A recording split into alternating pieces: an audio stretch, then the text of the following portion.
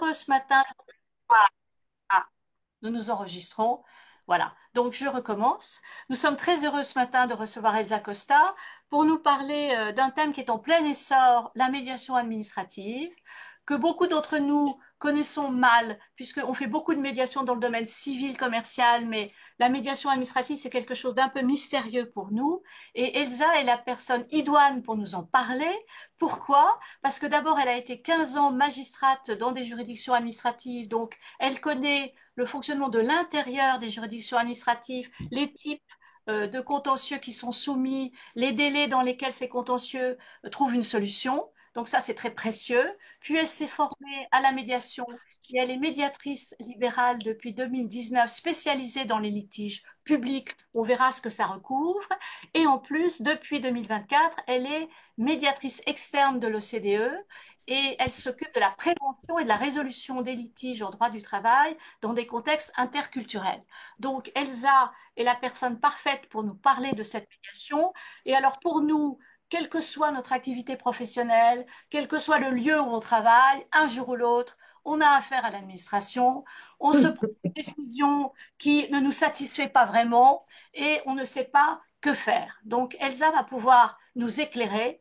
Et ce que nous savons quand même, parce qu'on a des souvenirs d'école, c'est que l'administration, bah, c'est l'exercice par l'État de ses prérogatives et des pouvoirs publics. On sait qu'il y a grosso modo trois grosses catégories, et pardon Elsa pour mon ignorance, mais il y a l'administration centrale, alors on a l'État, les ODAC qui sont très très nombreux, on a l'administration territoriale avec les collectivités locales, on a l'administration qui s'occupe de la sécurité sociale. Donc tout le monde est concerné par une décision qui émane de l'administration avec un grand A. Et pour jouer un peu la provocation, on sait tous que l'administration a ses raisons que la raison ne connaît pas. Et Elsa, tu vas pouvoir nous en dire plus pour savoir comment s'en sortir et quels sont les fondamentaux, à qui ça s'adresse, pour quel type de litige. Donc, ta tâche est très importante et dense en un temps record. Merci beaucoup, Elsa. C'est très joliment dit, merci Catherine. Je suis très heureuse d'être là, merci de m'accueillir. C'est très joliment dit, l'administration a ses raisons que la raison ne connaît pas. Et c'est justement dans ce mouvement de mettre à portée des citoyens l'administration dans les années 70, vous vous rappelez de la loi de 73 qui a créé le médiateur de la République, qui était une loi qui avait pour objectif d'humaniser, de donner un visage à l'administration, de donner des interlocuteurs aux citoyens pour qu'ils puissent enfin comprendre ces raisons que la raison ne connaît pas. Pas, Et en fait, il y a eu un long, long délai qui s'est écoulé entre cette fameuse loi de comment 73. on la voit pas? Et alors, je crois qu'il y a Un micro qui est un ouvert. Il faudrait ouais, fermer. Coupez tous vos voilà, micros, s'il vous plaît. c'est l'iPad, je crois, je l'ai identifié. Et donc, depuis 73, un long, long délai s'est écoulé. Et ce n'est que, en réalité, bien plus tard, par la loi du 18 novembre 2016, qui est la loi de modernisation de la justice du 21e siècle, la loi dite J21, que la médiation, à proprement parler, a fait irruption dans le paysage administratif. Donc, vous voyez que c'est une médiation qui a mis un processus qui a mis beaucoup, beaucoup de temps à s'ancrer et qui est extrêmement récent. En clair, ce n'est que depuis 2017 que les administrations françaises sont autorisées à engager des processus de médiation à proprement parler. La définition est la même qu'au civil, au commercial, hein. C'est un processus animé par un tiers, indépendant, extérieur, impartial et un processus entouré de confidentialité. Donc, cette loi, je dirais dans les administrations, on est encore en phase d'acculturation hein, par rapport à la médiation. La médiation administrative, elle concerne qui? Tu le rappelais, Catherine, elle concerne tout d'abord l'État. L'État, il se divise en deux grandes entités, l'administration centrale, les ministères, hein, voilà, et l'administration déconcentrée. Rappelez-vous de cette expression de Oriot qui disait c'est le même marteau qui frappe, mais le manche est plus court. En clair, c'est l'État en région, c'est-à-dire les préfectures. Donc ça, c'est un côté central. L'administration territoriale, comme tu disais, toutes les collectivités, 36 000 communes en France, une centaine de départements, une vingtaine de régions, leurs établissements publics également, voilà. Vous avez ensuite aussi toutes les administrations hospitalières, les hôpitaux publics, qui sont aussi administrés par les collectivités, les conseils d'administration, et qui relèvent de la compétence du juge administratif. Et puis après, vous avez une myriade d'entités, hein. Je vais déjà vous donner un exemple de médiation que j'ai faite administrative avec une entreprise privée, Veritas, et une autre entreprise privée. Alors, quand le dossier m'est arrivé, je me suis dit, mais pourquoi ça vient en médiation administrative? Tout simplement parce qu'il s'agissait de la construction d'un bateau. Et dans ce cadre-là, il y a une réglementation qui confie à Veritas ou à d'autres organismes certificateurs une mission dite de service public, puisqu'il y va de la sécurité de la mise en eau des bateaux. Et à ce titre-là, bah, Veritas, qui est une entreprise publique, relève de la sphère publique et de la médiation administrative si litige il y a, quand bien même ce litige concerne une autre entreprise privée. Donc, vous voyez que c'est très, très large et les conflits concernent effectivement les administrations et les citoyens, que ce soit des particuliers ou des entreprises, mais ça concerne aussi les administrations entre elles.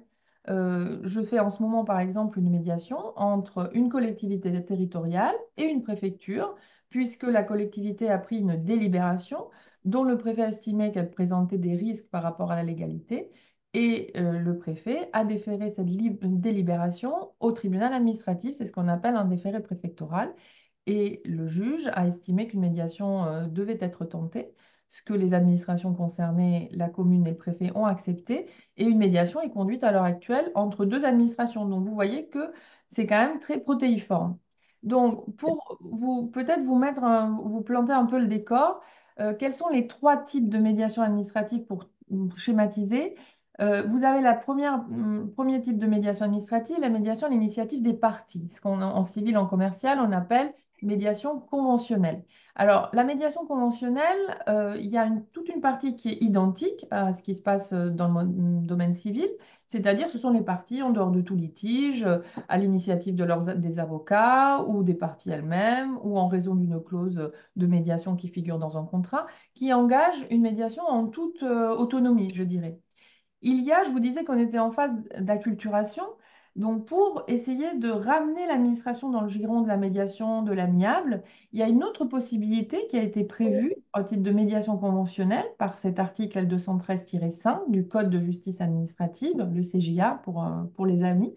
Donc, il y a un autre type de médiation conventionnelle qui s'appelle sous l'égide de la juridiction administrative. Alors, ça, c'est très original, ça laisse un peu perplexe, puisque on a dit la médiation à l'initiative des parties, c'est en dehors de tout litige. Alors, s'il n'y a pas de litige, pourquoi il y a un juge qui est impliqué dans l'opération? Bah, peut-être pour rassurer justement l'administration.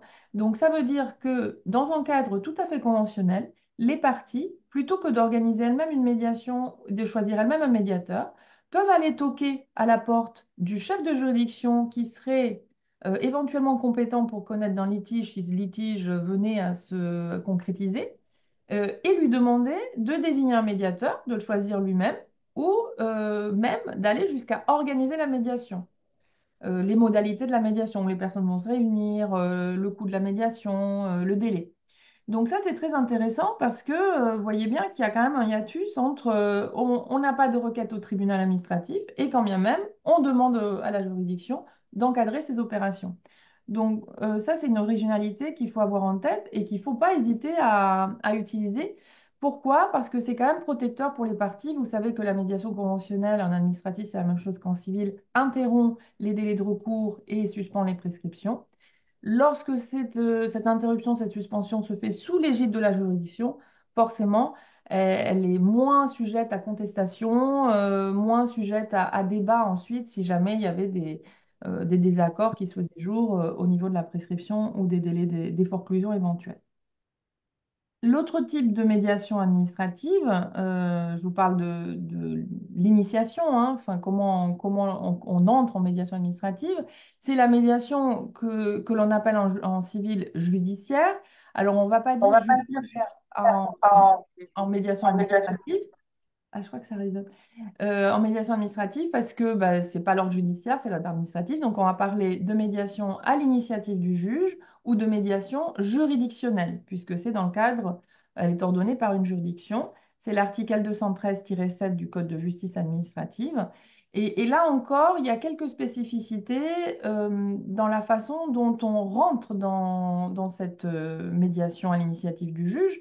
La façon classique, c'est comme en civil et commercial, c'est le juge qui envoie une lettre aux parties en disant votre dossier me semblerait pouvoir se prêter à une médiation, seriez-vous d'accord pour entrer?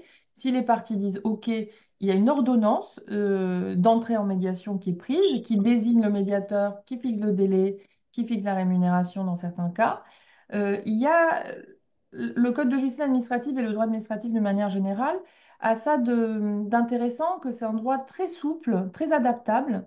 Et afin de promouvoir la médiation, certains juges sont sortis de cette partie, de ce schéma classique où c'est lettre du greffe, acceptation des parties, ordonnance d'entrée en médiation et ont trouvé d'autres dispositifs qui n'existent pas dans le Code de justice administrative, mais que le Code de justice administrative n'interdit pas non plus.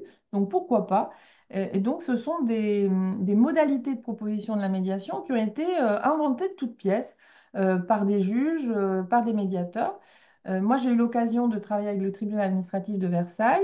euh, à la conception d'une médiation que l'on a appelée médiation fléchée, et qu'est-ce que c'est la médiation fléchée? C'est une médiation où le juge, plutôt que d'écrire aux parties pour leur proposer une médiation, va leur écrire une lettre en disant, un médiateur va vous contacter pour discuter avec vous de l'opportunité, peut-être dans ce dossier, d'engager une médiation.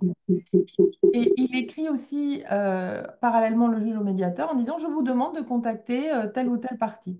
Donc tout ça se fait dans un cadre totalement informel.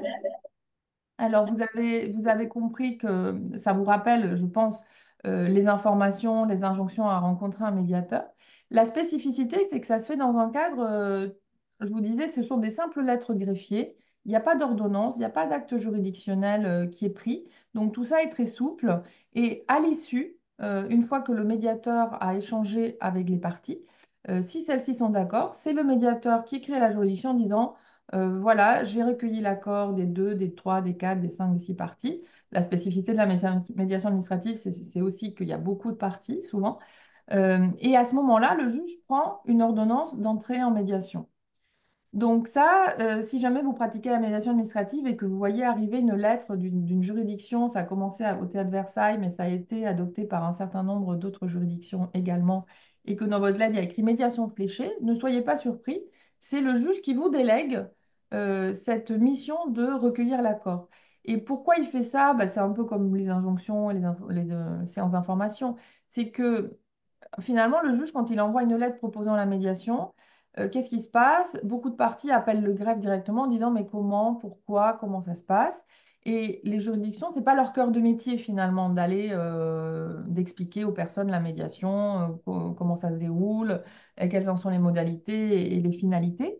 Donc les juridictions se sont dit et si on déléguait cette mission au médiateur en travaillant de façon rapprochée avec celui-ci pour que les tâches soient scindées.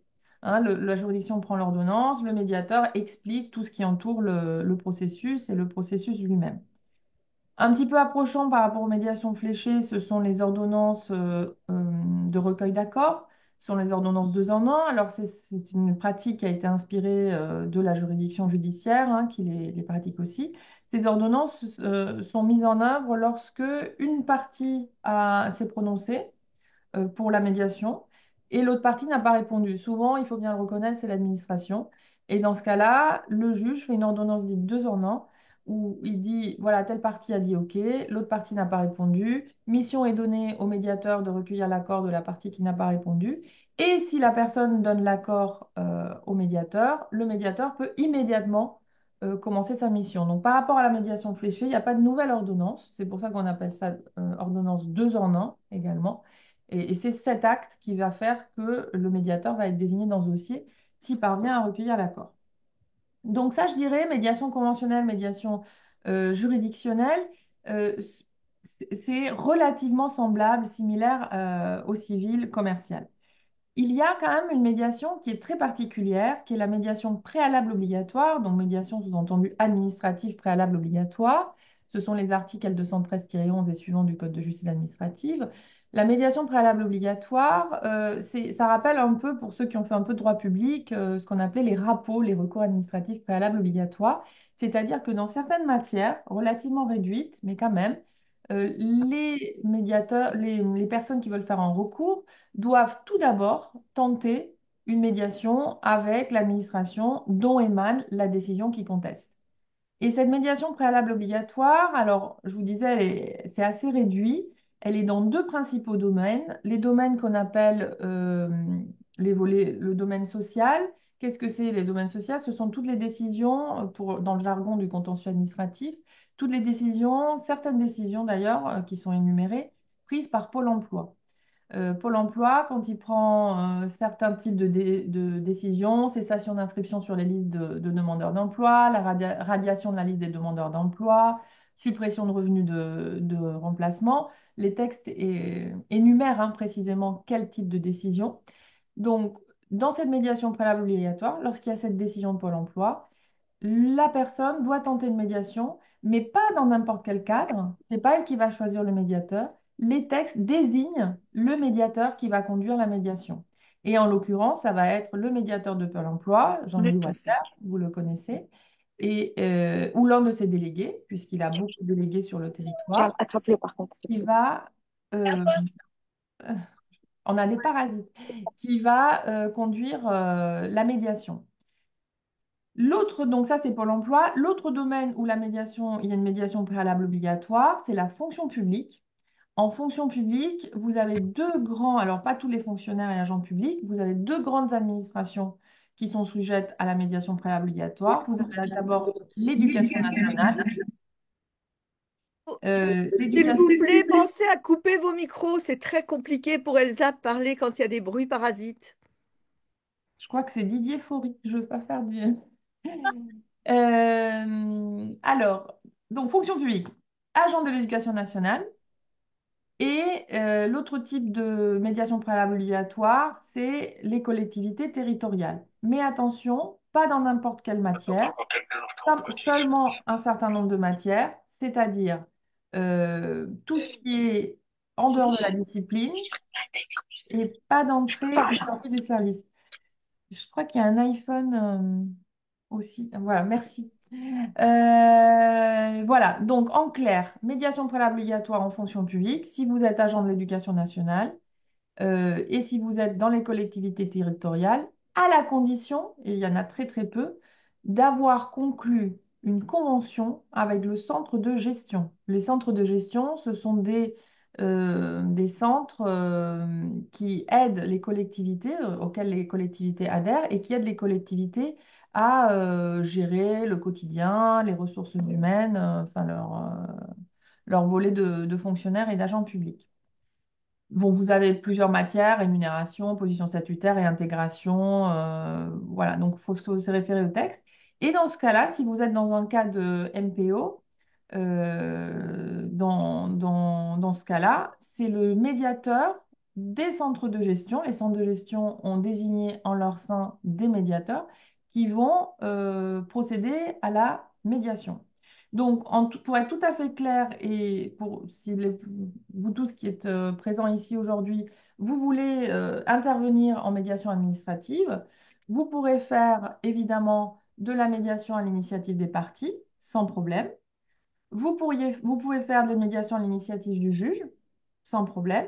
En revanche, sauf si vous êtes médiateur de Pôle emploi, je crois qu'il y en a parmi nous, ou si vous êtes médiateur dans un centre de gestion, vous ne pouvez pas aller dans la médiation préalable obligatoire. Donc ça, c'est une forte spécificité à avoir en tête, c'est-à-dire que quand quelqu'un, imaginons qu'un fonctionnaire vous appelle en disant, moi je veux faire une médiation avec mon administration, attention, il faut d'abord que vous alliez voir les articles L213-11 et suivants du Code de justice administrative pour voir si vous êtes dans un domaine dit de MPO. Et dans ce cas-là, si vous êtes dans un domaine de MPO, vous devez renvoyer au médiateur compétent ou dire à la personne, renseignez-vous parce qu'il y a des médiateurs nommément désignés dans les textes et je ne peux pas faire la médiation. Vous commettriez une faute très grave si vous faisiez la médiation. Pourquoi? Parce que votre intervention, vous seriez incompétent en tant que médiateur libéral et donc vous priveriez la personne de l'interruption des délais. Donc, vous feriez la médiation un peu comme ça dans No Man's Land. Et à la fin, si la médiation ne débouche pas sur un accord et que la personne veut faire un recours, ben, elle serait foreclose. Donc, attention, attention à vraiment, vraiment voir dans quel type de matière vous êtes. Les matières, justement. Donc, pour vous donner quelques chiffres, en 2024, les juges administratifs ont ordonné 2023 médiations. Donc, c'est un petit peu piégeux parce que c'est 2024, mais 2023, c'est vraiment le nombre de médiations, c'est 2023 médiations, plus 9% par rapport à 2023. Donc, vous voyez que c'est un peu en phase ascendante, même si ça reste peu.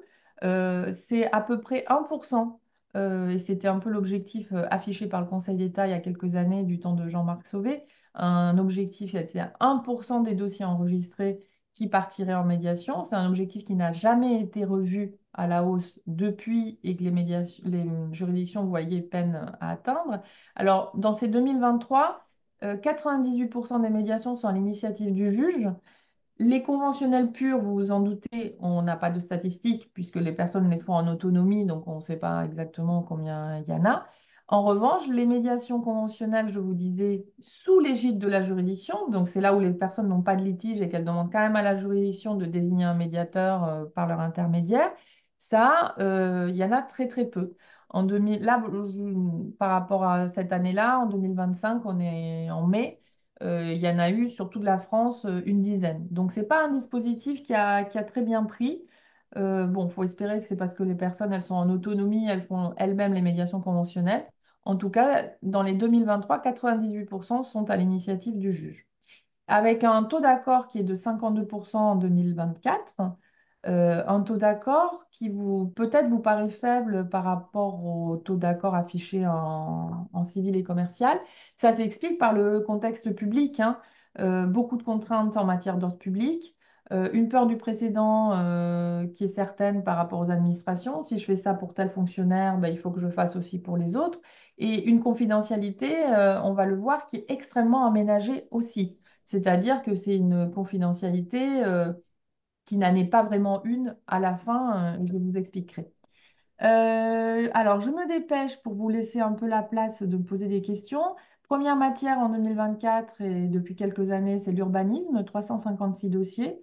L'urbanisme, ce sont les permis de construire, en particulier qui veut construire une maison, faire une extension à sa maison, il doit déposer une demande. Si l'administration lui refuse, il peut contester le permis, il peut faire une médiation.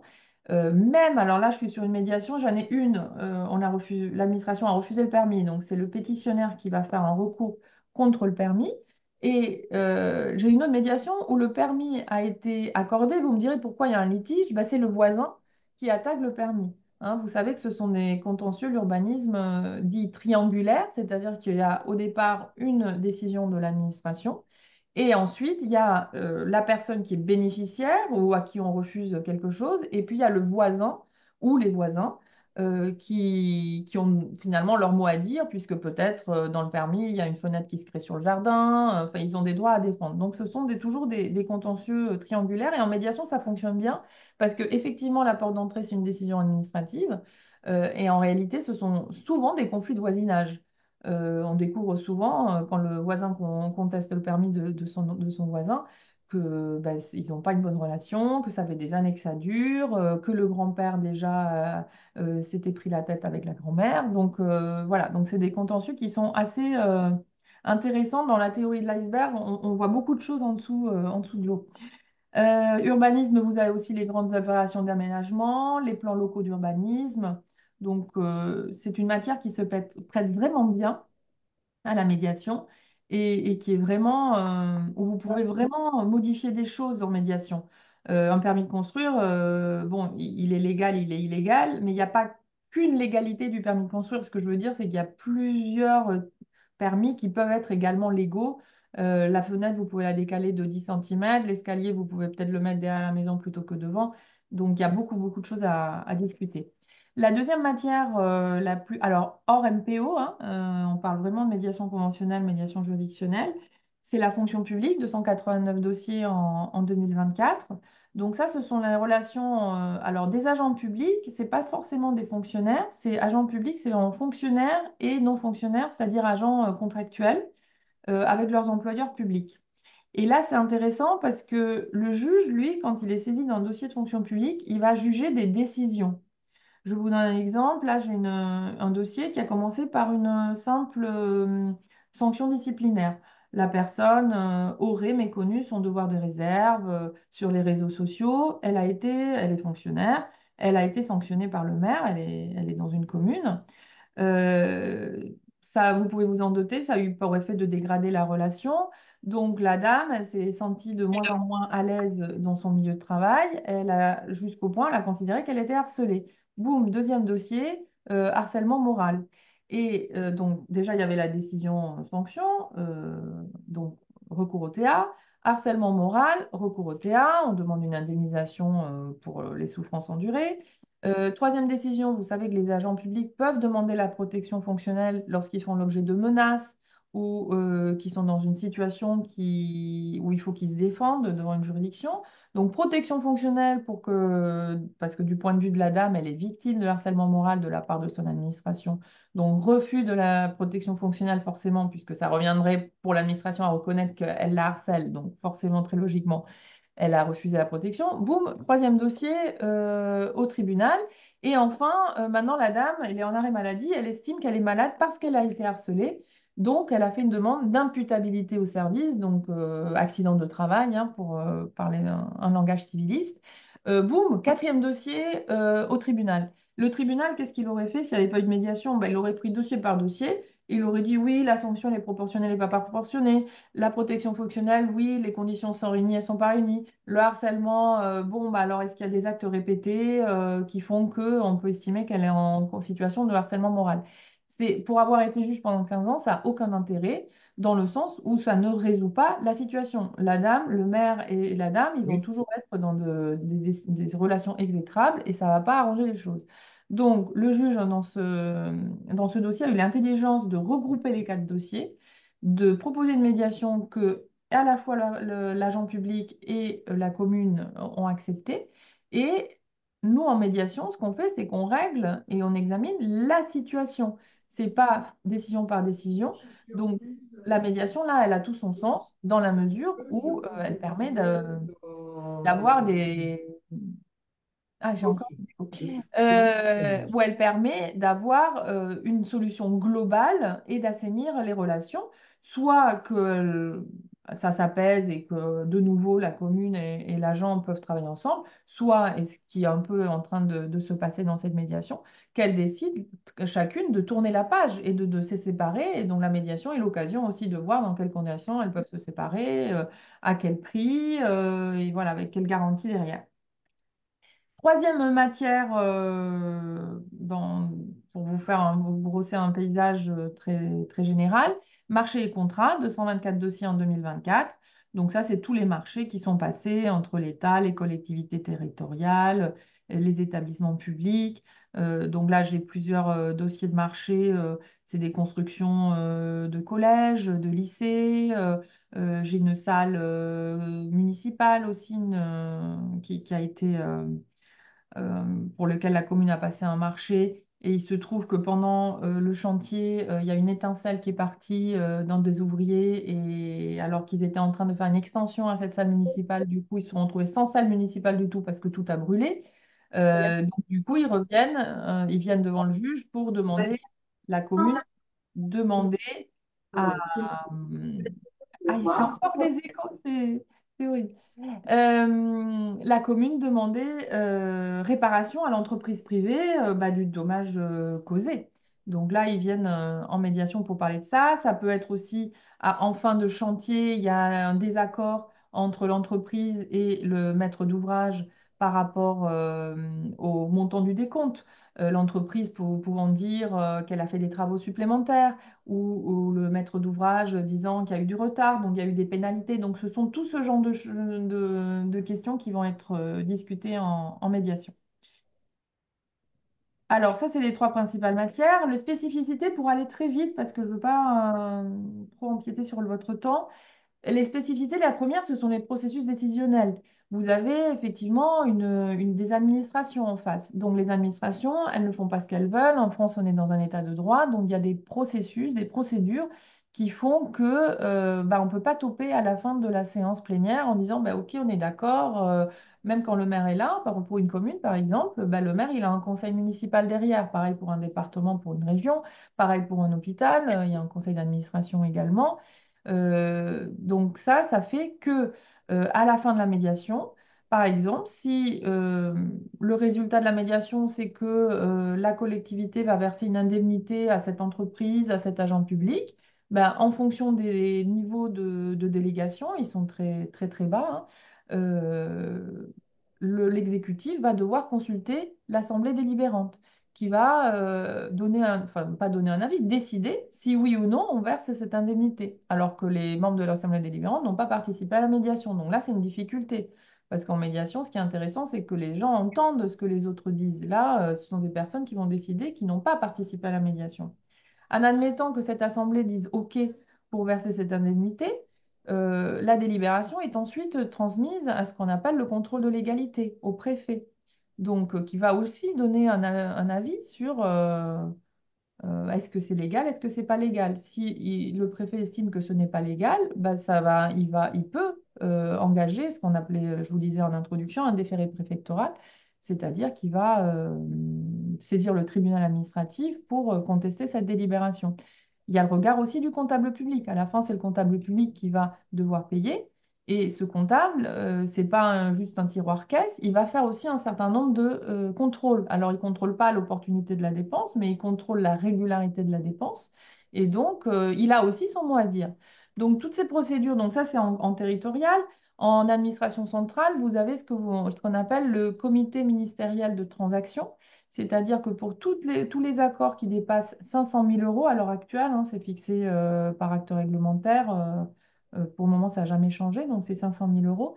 Leurs donateurs, donc le ministère ou la préfecture, doivent solliciter l'avis de ce comité ministériel de transaction, qui va donner qu'un avis, qui ne lit pas l'administration.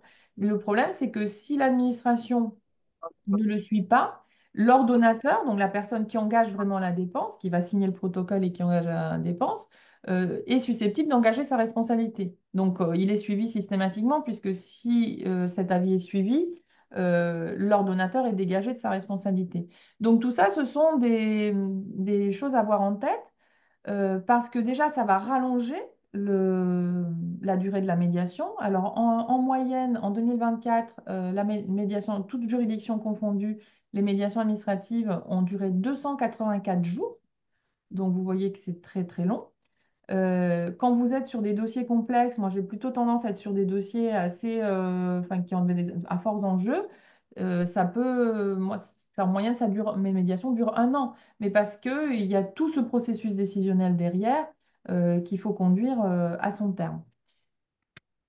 Vous avez ensuite comme spécificité, on en parlait, la confidentialité. Alors ça aussi, il faut l'avoir en tête. Alors je vous parle de processus décisionnel, donc vous voyez déjà que la confidentialité est un peu mise à mal parce que oui, les personnes auront négocié un protocole dans le cadre confiné de la médiation. Et après, il faut saisir le comité, l'assemblée, transmettre au préfet, transmettre au comptable. Donc déjà, vous voyez qu'à ce stade, il n'y a plus de confidentialité.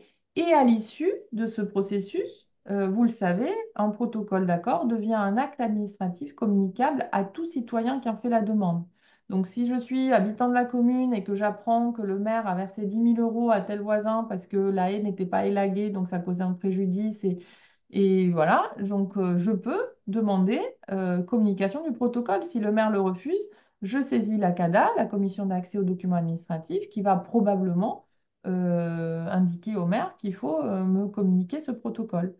Donc c'est pour ça, je reviens sur le taux d'accord à 52% dont je vous parlais tout à l'heure.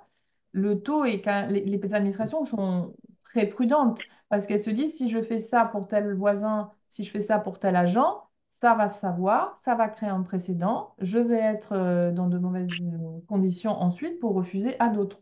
Donc, c'est pour ça que le taux d'accord peut sembler bas. À cela s'ajoute une décision du Conseil d'État qui mérite d'être mentionnée du 14 novembre 2023. Alors, c'est pas une décision, c'est un avis contentieux. C'est le tribunal administratif de la Réunion, de Saint-Denis de la Réunion, qui a poser une question au Conseil d'État avant de juger, enfin, pour les puristes. Euh, et le Conseil d'État a dit à ce moment-là qu'il fallait distinguer deux choses. Tout n'était pas confidentiel dans la médiation aux yeux du Conseil d'État. Dans cette affaire, les parties ont désigné un tiers sachant, un expert, dans le cadre de la médiation, et cet expert a produit un rapport écrit. OK?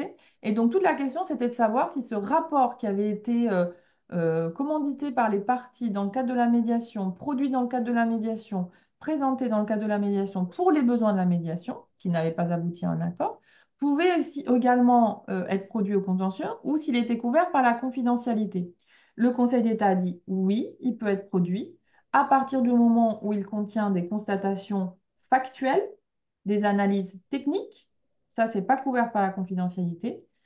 En revanche, ce qui ne peut pas être produit, ce sont les prises de position, les propositions qui auraient pu être faites par le médiateur ou par les parties. Donc, ils scindent les deux. Donc, vous voyez que là, ça ouvre quand même un champ d'incertitude parce que les rapports d'expertise, et vous êtes bien placé pour le savoir, souvent imbriquent quoi, des constatations techniques et factuelles et des prises de position de l'expert qui va donner son avis technique sur telle ou telle chose. Et donc, comment on fait la part des choses? Ben, ça, le Conseil d'État ne nous le dit pas, mais je pense que ça va ouvrir de nouveaux contentieux pour savoir si ces rapports ne vont pas être communiqués ou pas. Moi, j'en ai tiré une conséquence immédiate et radicale, qui est que lorsque dans mes médiations, il y a des tiers sachants, on en a besoin souvent pour trancher tel ou tel point technique. euh, on convie, je propose toujours aux parties, en général, elles l'acceptent, on convie le tiers sachant à une séance de médiation et il fait son rapport oral. Et comme ça, il ne se pose pas de questions. S'il y a un rapport écrit qui peut être produit, pas produit, les gens prennent des notes, ce ne sont que leurs notes et donc ne peuvent pas l'utiliser dans le cadre d'un contentieux futur. Il faudrait qu'on passe aux questions, Elsa. Alors, voilà, donc mode de désignation, je vous en ai parlé. Et voilà, devenir médiateur administratif, ça, je peux répondre à vos questions si vous en avez. Merci. Donc la première question.